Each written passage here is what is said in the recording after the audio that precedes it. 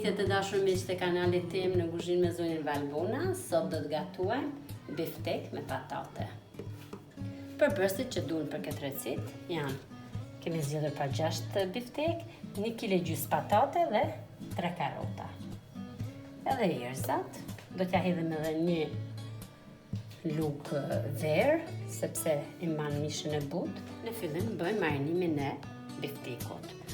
E kemi zgjedhur këtë rashësi bifteku dhe është me zhviqe.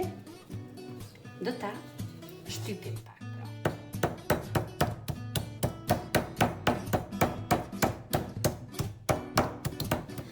E shtypim në mënyrë që të dalin më i butë. Të dashur miqtë e mi, hedhja e erëzave avon sipas dëshirës. Ne kemi zgjedhur krip, piperzi edhe këtë erëzën që është apostafat për mishin. Vazhdojmë nga puna.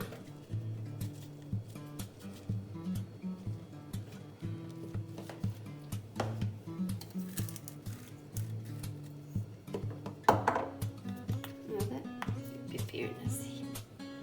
Marinimin e bëjmë dhe të dy anët pra. Siç më shikoni mua, kështu do veproni edhe ju.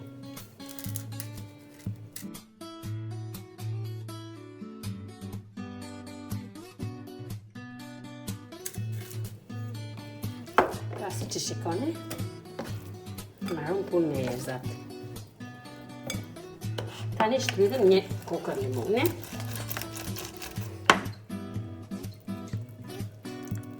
Dhe ja hedhim sipër. Hedhim edhe 1 lug verë. Sprish punë dhe nëse hedhim pak më tepër. Hedhim edhe vaj.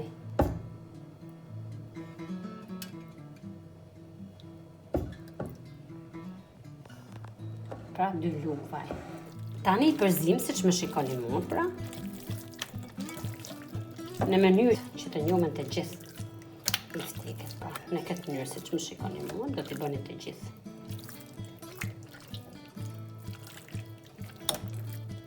Do t'i lëm në marinim për 1 orë nesot. Ju në qoftë se vendosni të gatuni biftekun ditën tjetër, do ta bëni që në darkë, që në mëngjes ta keni gati. Pra se sa më shumë të rinë në marinim, nuk I bën asnjë gjë, po I bën shumë mirë. E vendosim të tasi dhe e mbulojmë gjithmonë, e mbulojmë me qese.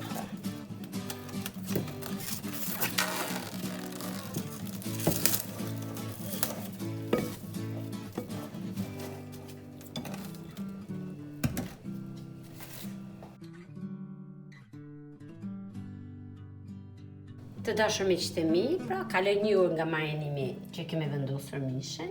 Tani do bëjmë edhe marinimin e patateve dhe do t'i vendosim në furrë për t'i pikur. Pra prerja e patateve është në masinë e madhe pra. Nuk do t'i presim pjesë të vogla. Nëse patatja është mesatare siç e kam unë, ndohet në 4 pjesë pra.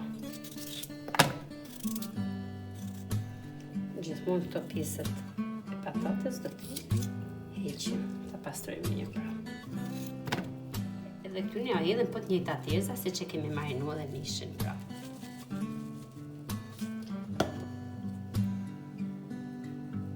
Pipirin e zi. Do t'i hedhim në 1 enë të madhe që marinimi të bëhet I mirë. Do të hedhim edhe pak karrotë.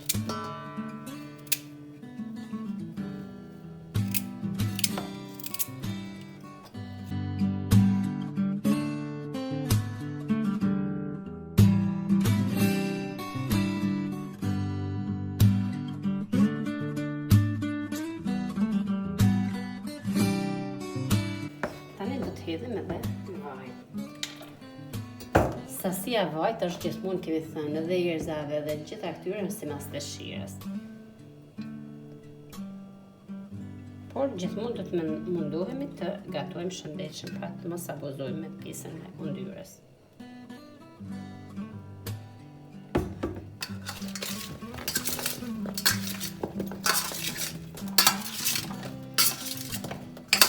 I përzim mirë.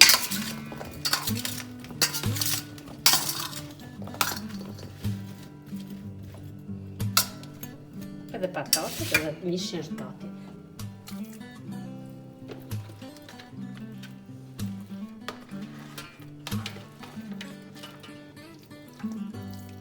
Vendosim patatet në pjesën e tavës, pra ku ka ngelur bashkë.